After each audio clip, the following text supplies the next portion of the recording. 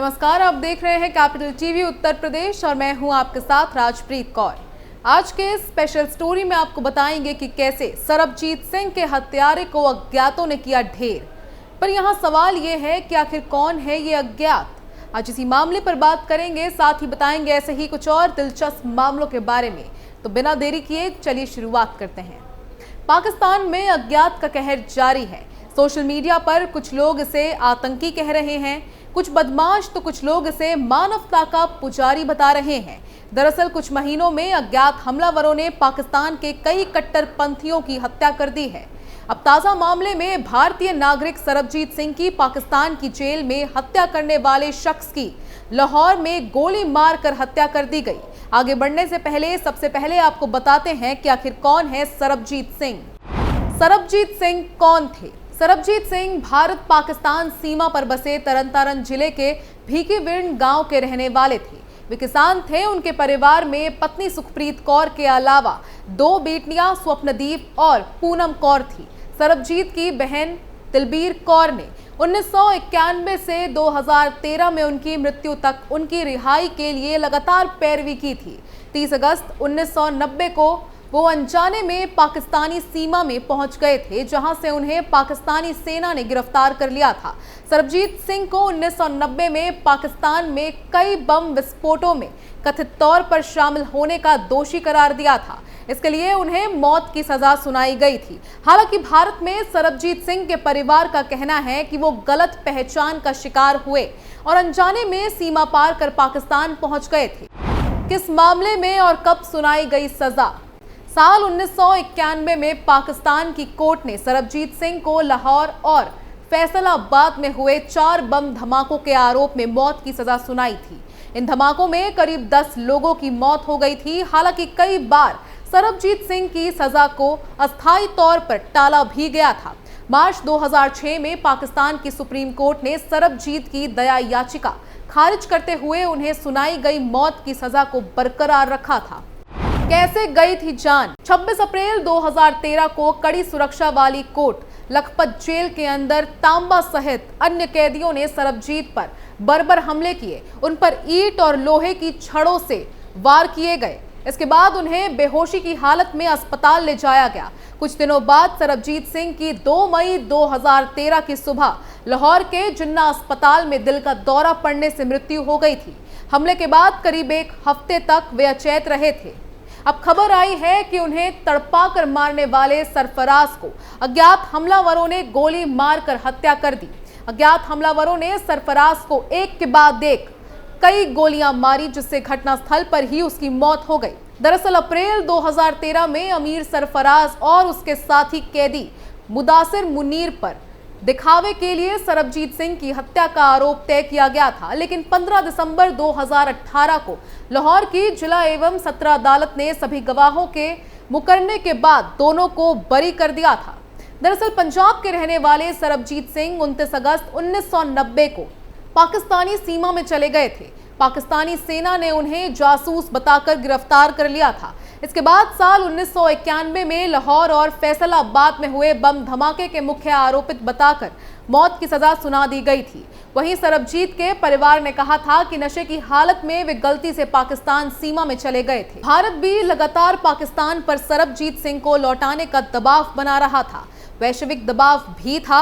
इसके बाद पाकिस्तान ने फांसी की सजा को टालकर दूसरा प्लान बनाया और ISIS ने अमीर सरफराज के जरिए साल 2013 में ईंटों, तेज धातु की चादरों, लोहे की छड़ें और ब्लेड से हमला करके उन्हें तड़पा कर मार डाला।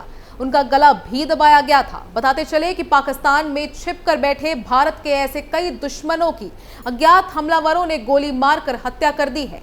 ऐसे कई केस सामने आ चुके हैं। यहां तक कहा जाता है कि भारत का वांटेड दाऊद इब्राहिम और हाफिज सईद भी हत्या की जा चुकी है। हालांकि पाकिस्तान इनको लेकर कभी कुछ नहीं बोलता और ना ही भारत ने आधिकारिक रूप से इनको लेकर कुछ कहा है। दरअसल पाकिस्तान के खुफिया अधिकारियों ने इन हत्याओं के लिए भारत को जिम्मेदार ठहराया था।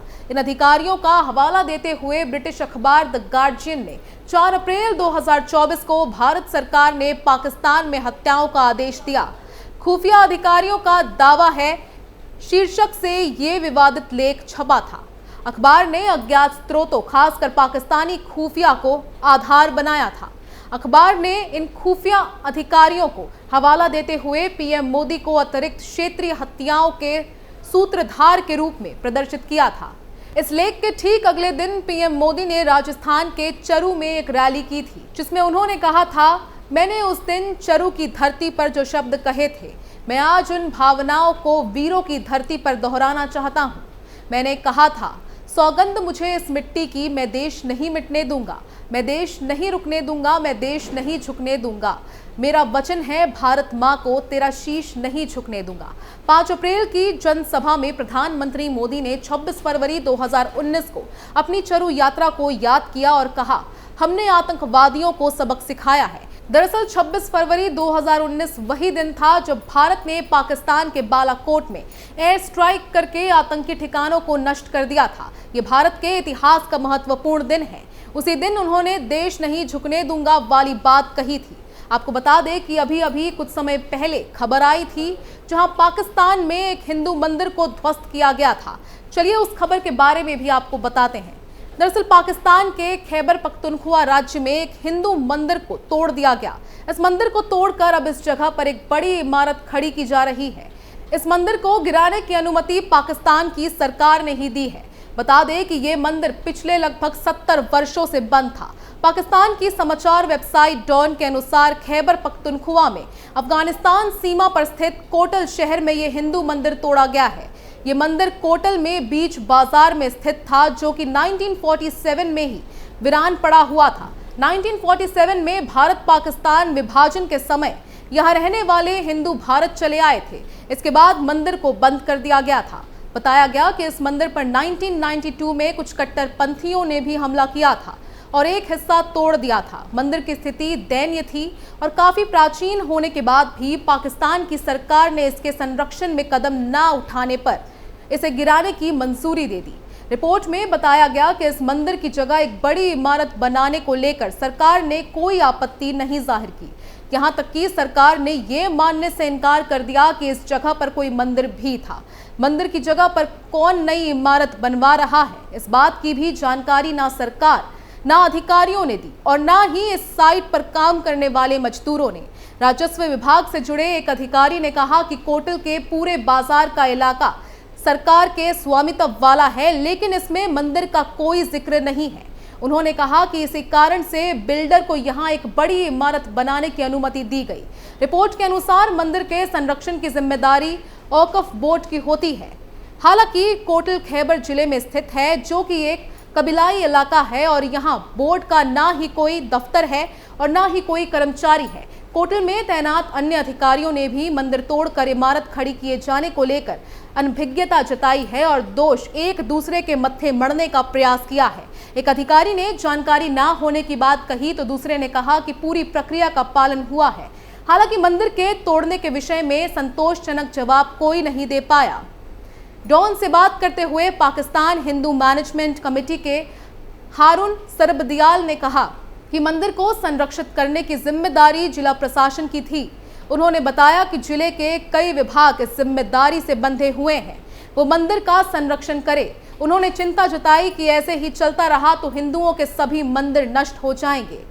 खैर, इस खबर में फिलहाल के लिए बस इतना ही। बाकी तमाम खबरों के लिए देखते रहिए कैपिटल टीवी उत्तर प्रदेश और आप अपनी राय हमें कमेंट कर बताना ना भूलें। नमस्कार।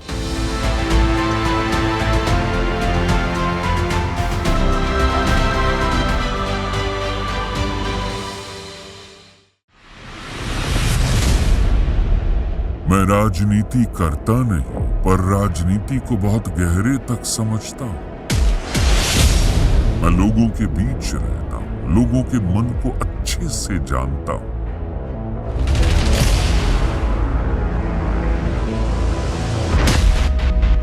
पब्लिक और पॉलिटिक्स की हर नफ्स को खूब पहचानता हूं। संघर्ष की सियासत से सत्ता के सिंहासन तक मैं हर खबर से खरा सच निकालता हूं। ना कोई दौड़, ना कोई race. Capital TV Uttar Pradesh.